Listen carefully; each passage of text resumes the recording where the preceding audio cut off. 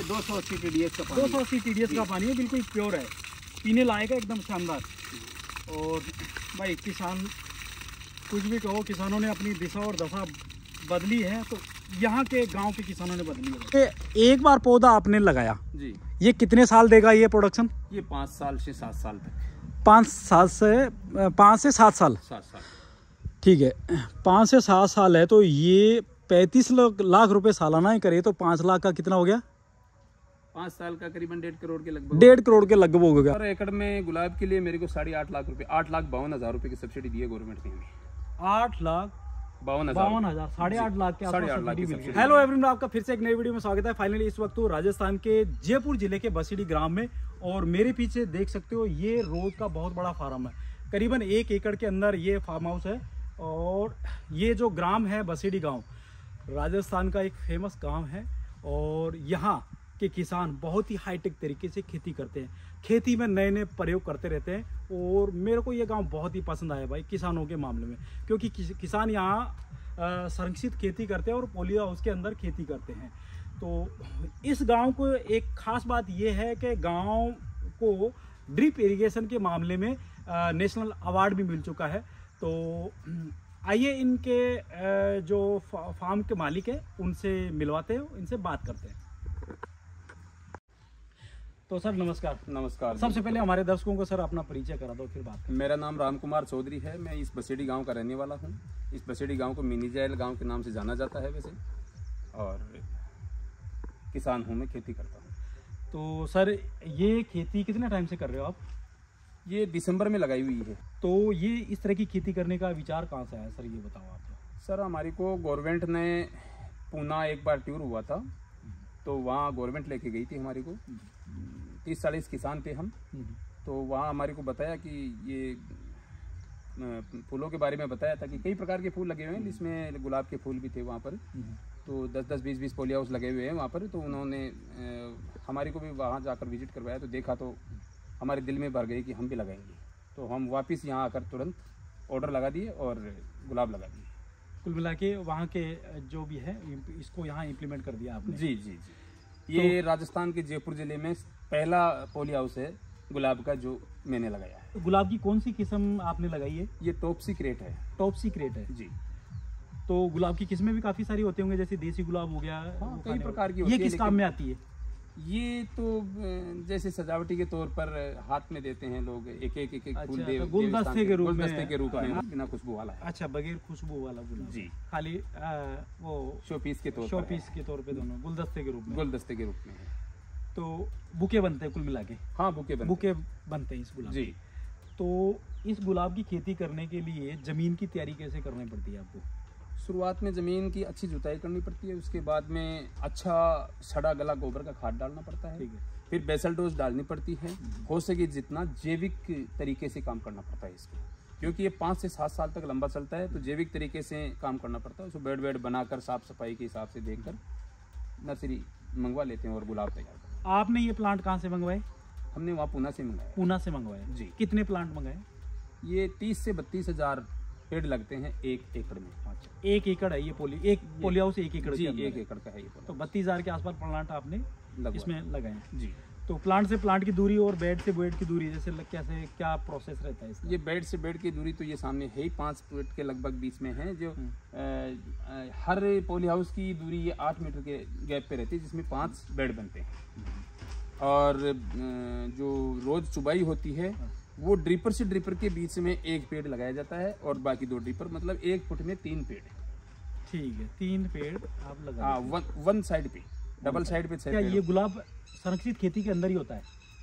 नहीं, शुरुआत में तो हम ओपन में तो होता नहीं है। ओपन में नहीं होता? प्रोटेक्टिव है कुल मिला के। हाँ, तो ये पॉली हाउस में होता है। तो पॉली हाउस के लिए हमने पहले पॉली हाउस लगाया, उसके बाद में ही ये लगाया है। तो किसानों को थोड़ा बताइए कि पॉली हाउस लगाना चाहते हैं तो वो कहाँ से फाइल लगती है और कितने टाइम बाद में नंबर आता है और कितनी सब्सिडी गवर्नमेंट देती है? पॉली हाउस के लिए तो उद्यान विभाग में फाइल लगानी पड़ती है, ऑनलाइन करनी पड़ती है। और ऑनलाइन के हिसाब से आजकल जो वो निकाली जाती है लॉटरी सिस्टम। हाँ, लॉटरी सिस्टम है। लॉटरी में जिसके नंबर आ जाता है उसकी पॉली हाउस लग जाता है।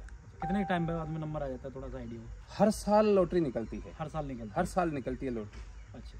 तो गवर्नमेंट इसमें कितनी पॉली हाउस पे सब्सिडी देती है? गवर्नमेंट 50% भी देती है और 70% भी देती है। 70-75 तक की भी कई जी मैंने देती है। ऐसा सुना अभी है। तक 90% चल रहा है अभी 90% चल रहा हाँ, है। मेरे तो 70 लोगों ने तो 75 तक उठाई है। हाँ। लेकिन अभी 90 तक भी चल रहा है जो अब के टाइम में पॉली हाउस लगा है। इस टाइम 90% पे चल इसमें ड्रिप इरिगेशन और फर्टिगेशन मतलब इसकी पौधे की बड़ा करने के लिए देख रेख किस तरह से करते हो आप?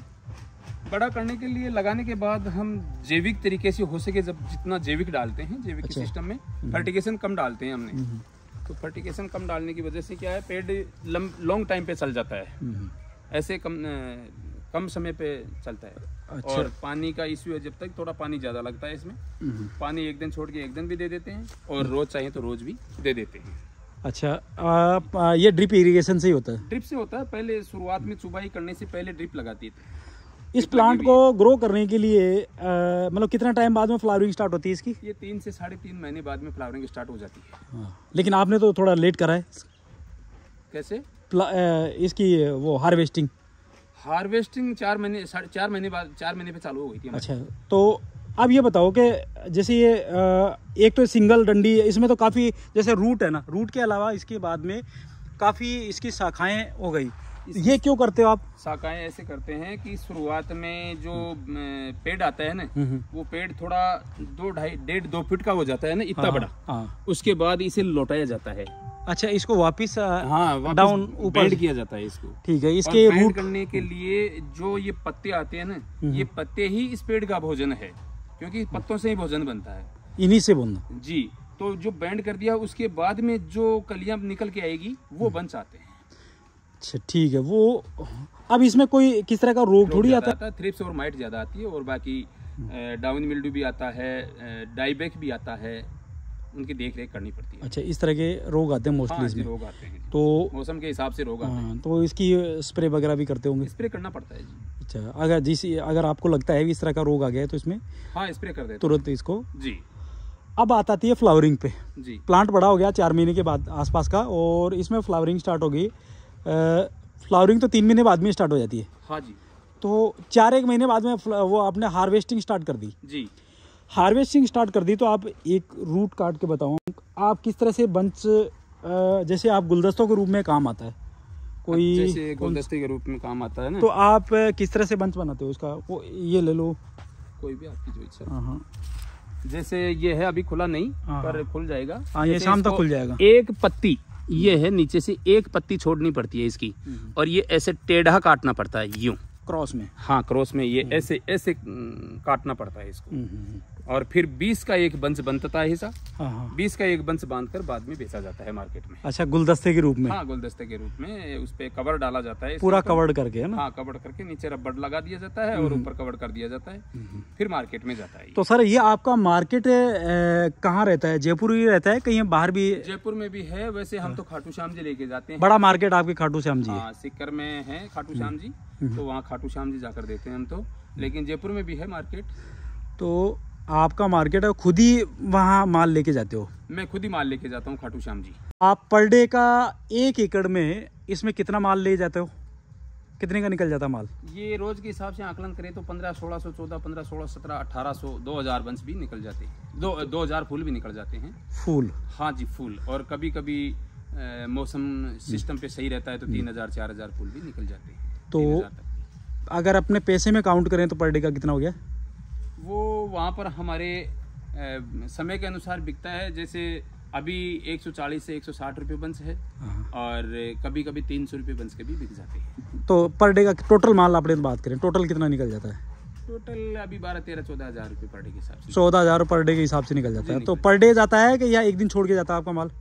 हम डबल करके एक दिन छोड़ के एक दिन ले जाते हैं। अच्छा, पर डे भी चाहिए तो पर डे ज़्यादा माल आ जाता है तो पर डे भी लेके चले। अपने महीने का कैलकुलेशन करें तो महीने का कितना हो गया? अगर पर डे 14,000 मत करें तो 12,000 भी करके एक एवरेज 12,000 निकाल लें जी। पर डे है तो 30 दिन का कितना हो गया? 3,60,000 रुपये। 3,60,000 रुपये आपका महीने का हिसाब हो गया जी। और 3,60,000 महीने का हो गया तो 12 महीने का अपना कितना कैलकुलेशन निकालें तो कितना हो गया? करीबन 37-37 लाख। 37 लाख के आसपास है। आप सालाना मान सकते हो आपका निकल जाएगा माल। तो इसमें लागत भी तो आती होगी बड़ी खासी। भाई जैसे प्लांट कितने का आया आपके? प्लांट ये 5-6 लाख रुपए का लगभग। 5 से 6 लाख रुपए के आसपास प्लांट आ गया जी। अब इसमें लेबर भी तो जुड़ी होगी, पर डे का लेबर भी तो लगती है। अभी पर डे की लेबर लगती है 7 से 8 आदमी इसमें। 8 आदमी? 7-8 आदमी। कितने की होगी लेबर? 2-2.5 हज़ार रुपए की पर डे जी। लेबर का इशू ज्यादा है इसमें, लेबर बहुत ज्यादा लगती तो है। 2-2.5 हज़ार रुपए है तो अपने तो 10,000 रुपए माने फिर पर डे की। हाँ यही बात है। 10,000 रुपए पर डे मानते हैं। हाँ, और 10,000 भी क्यों सर, उसमें फर्टिगेशन खाद वगैरह वो भी तो खर्चा आता है। अच्छा, वो टोटल कितना का आ जाता है मान लीजिए? 2,000 का और मान लो। हाँ तो 13-14 हज़ार रुपए है तो 10,000 भाई 12 से 14 हज़ार के बीच में माल जा रहा है। हाँ तो अपने तो 8 से 10 हज़ार रुपए के बीच में माल मानते हैं। जी बिल्कुल यही मानेंगे, कुल क्योंकि मिला खर्चा भी तो इशू है। और फिर वाहन का खर्चा 1,000 रुपए यहाँ से पहुँचाना करना, तो वो 1,000 रुपए वो भी तो इसी में जुड़ेंगे। 35 से 40 लाख रुपए के आसपास अगर सालाना है तो इसमें ये चीजें निकाल के कितना हो गया आपने? जी करीबन ये 1.5-2 लाख रुपए मंथली, 1.5 लाख रुपए मंथली तो खर्चा आएगा। करीबन 3.5 लाख का माल जा रहा है तो 1.5 लाख का तो खर्चा ही आ गया। हाँ आता तो है। आपका 2 लाख का ही माल जा रहा है जी, 2 लाख। तो इसमें 35 से 40 में आपके 10 लाख का तो लेबर ही आ गई इसकी। बिल्कुल आता है जी, लेबर का इशू बहुत ज्यादा है इसमें। लेबर का है, और लेबर प्रॉपर रहनी चाहिए। हाँ आपके पास पर डे लेबर कितनी? 5-7 आदमी चाहिए? हाँ चाहिए। पोली हाउस पूरे पर डे के गर्मी के टाइम में तो 2 घंटे तो इसके अंदर ड्रिप से चलाना चाहिए, और 2 घंटे के बाद ये जो मिनी स्प्रिंकलर लगी हुई है ना, मिनी स्प्रिंकलर, ये वाले दिखाओ ये मिनी सेट लगे हुए हैं। तो ये 1 घंटा मिनी सेट चलना तो पूरे दिन टॉपर चलता है, लेकिन उसका पानी होद में इकट्ठा होके तो जाता है। जब फार्म पोर्ट बना रखा है वहाँ पर, उसमें इकट्ठा होके तो जाता है, लेकिन वो आधा पानी जाता है, उड़ जाता है आधा पानी जी। तो किसान साथियों, इसमें जैसे खीरे की खेती से भी ज्यादा पानी चाहिए, इसमें डबल चाहिए। कुल मिला के ड्रिप को आपको रखना है पर डे जी, 2-2.5 घंटे 2 घंटे तो ड्रिप चलाना ही चलाना है, गर्मी में चलाना ही पड़ता है। तो किसान साथियों, कुल मिला के यही बात सामने आई है कि इसमें थोड़ा सा पैसा इन्वेस्ट करना है आपको, और 35 से 40 लाख रुपए आप सालाना मार्केट में माल भेज सकते हो। इसमें करीबन 10 लाख के आसपास आपके लेबर भी लगती है जी। तो आपका किसान का अगर इस तरह की फार्मिंग करते हो तो 1 एकड़ के हिसाब से करीबन 25 लाख के आसपास का प्रॉफिट है किसान साथियों। ये बहुत बड़ी बात है। किसान अगर 25 लाख का प्रॉफिट करना चाहता है तो आपके ये मान लो कि 10 एकड़ में भी ये प्रॉफिट नहीं कर सकता अगर परंपरागत खेती करता हो। तो इस तरह से खेती किसान को संरक्षित खेती में आना होगा। कुछ अगर किसान को अपनी दिशा और दशा बदलनी है तो कुछ नया करना होगा, नवाचार करने होंगे, नए प्रयोग करने होंगे खेती में। पर एकड़ में आपको कितनी सब्सिडी मिलेगी? इस पर एकड़ में गुलाब के लिए मेरे को 8.5 लाख रुपए, 8,52,000 रुपए की सब्सिडी दी है गवर्नमेंट ने हमें। 8,52,000 8.5 लाख के आसपास सब्सिडी दी। तो इसमें आपका प्लांट भी फ्री हो गए? हाँ जी, प्लांट भी हो गए और लेबर भी फ्री हो गए जी। फिर भी आपके पैसे बचे हैं। हाँ, खाद बीज मान लो और खाद बीज के लिए बच गए। हाँ जी। तो कुल मिला के मैं तो यही मानूंगा कि आपका जो खर्चा 10 लाख रुपए लेबर टोटल आ रही है, हाँ, वो लेबर अलग है? वो लेबर तो अलग है, वो अलग है, वो तो साल की लेबर वाला। हाँ, शुरू का जो मैटर है खर्चा है वो मैटर निकल गया। हाँ, गवर्नमेंट ने दी है उसको मेरे को। तो किसान साथियों, इस तरह से आपको सब्सिडी भी देती है। यही उद्यान विभाग में लगानी पड़ती है इसके लिए या कोई दूसरी साइड? जी, गवर्नमेंट का बहुत बहुत धन्यवाद है। सो मेरे को गवर्नमेंट ने सब्सिडी भी दी। अच्छा, उद्यान विभाग के तहत ही इस तरह की फार्मिंग करने के लिए सब्सिडी देती है? जी। 1 एकड़ में हॉर्टिकल्चर पे डालना पड़ता है, हॉर्टिकल्चर पे फाइल लगानी पड़ती है उद्यान विभाग में। किसानों के नाम एक संदेश। मैं तो किसानों को यही कहूंगा कि जो पहले से अपने जो दादाजी वाली खेती थी, परंपरागत खेती, जो दादाजी वाली खेती मानता हूँ, उसको त्याग दो। उसको त्याग कर कहीं हाईटेक खेती के अंदर आए और कुछ अच्छा खासा मुनाफा कमाए तो अच्छा रहेगा, क्योंकि उसमें तो मजदूरी लग जाती है, जो परंपरागत खेती में कोई कमाई नहीं होती है। और हाईटेक खेती में आए तो अच्छा रहेगा। पोली हाउस लगवाएं, और पोली हाउस में जो भी जिस प्रकार संघर्ष करने के बाद कुछ 2 पैसे अच्छे मिलते हैं, तो इसमें हाईटेक खेती पर ही आई। पानी बरसात का पोली हाउस के ऊपर गिरता है, इसके माध्यम से यहाँ ये बनी हुई खाली और सीधा जाता है पौंड। ये जो फार्म पौंड है 185 बाई 185 का है ये। ठीक है। हाँ, 185 बाई 185। तो गवर्नमेंट इस पौंड को बनाने के लिए भी सब्सिडी देती होगी? जी, मेरे को 5 लाख रुपए गवर्नमेंट ने सब्सिडी दी है इसमें।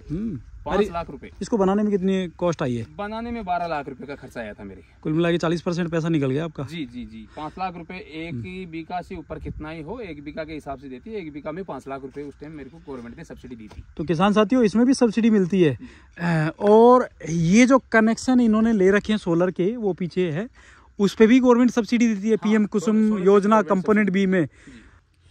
तो किसान साथियों, रोज फार्मिंग के जो पूरा कंसेप्ट है आई होप कि ये पूरा वीडियो आपको समझ में आया होगा। सारी बातें मैंने वीडियो के माध्यम से देने की कोशिश करी है। और ये इस तरह की संरक्षित खेती किसान के लिए बिल्कुल जीवनदायिनी है। इस तरह से पानी स्टोरेज कर रहे हैं ना ये लोग, तो पानी की पूर्ति भी हो जाती है। कोई ऐसा नहीं है कि भी हमारे पानी की कमी है। बारिश ज़्यादा नहीं तो राजस्थान में 2-4 बारिश तो अच्छी होती हैं, उसके ज़रिए स्टोरेज हो जाता है। बाकी अपने बोरिंग का सोर्सेज है इस तरह से। तो वीडियो के अंत तक बने रहने के लिए आप सभी लोगों का शुक्रिया। प्लीज़ लाइक कमेंट शेयर करना न भूलें।